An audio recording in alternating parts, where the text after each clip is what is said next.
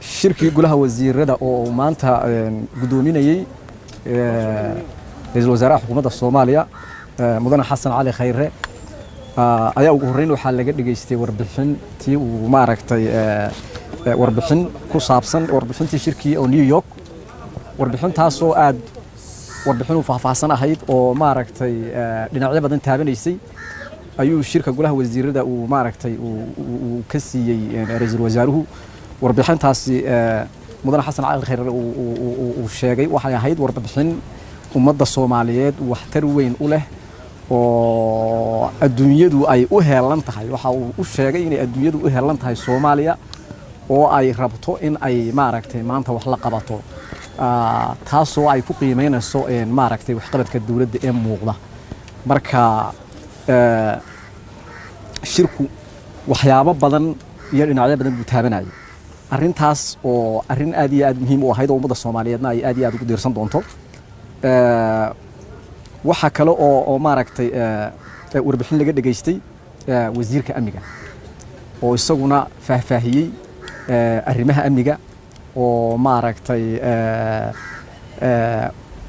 sheegay maaragtay in maaragtay amnigu uu maalinta ka dambeysay magaalada Muqdisho ka sii wanaagsanaanayo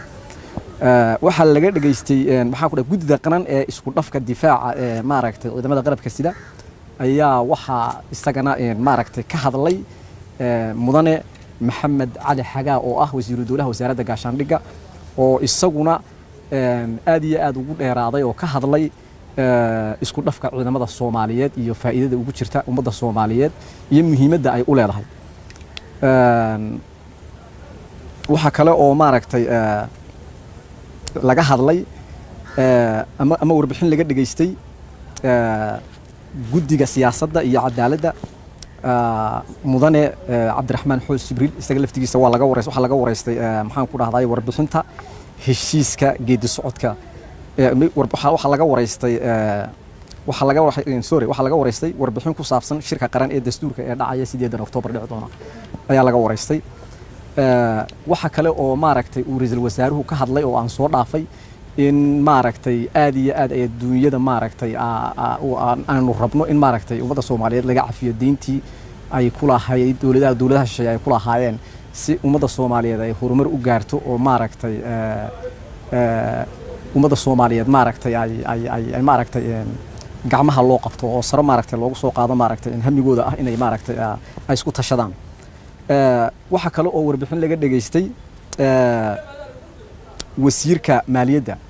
oo isaguna faahfaahin dheer ka bixiyay sida ay muhiimad gaar ah ugu leedahay ummadda Soomaaliyeed in maaragtay IMF iyada laftigeeda IMF ay maaragtay ay inaga dhaafto deynta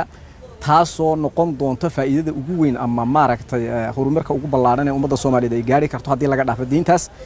oo ay noqon doonaan ummad ka soo kabata maaragtay dhibaatooyinkii maaragtay dhinaca dhaqaalaha haystay waxa kale oo maaragtay arrimahaas iyo arrimo kale ayaa ugu waaweynaa laakiin waxa uu goluhu maanta maaragtay uu cod aqlabiyada ku ansixiyay xisaabiyaha guud ee qaranka oo ugu dambeyn loo magacaabay Faadumo Cusmaan Faarax Marwo Faadumo Cusmaan Faarax oo 25 wasaaradood ay gacanta u taagan inay noqoto xisaabiyaha guud ee qaranka intaas ayaan ku soo gabagabeynaa wada mahadsantiin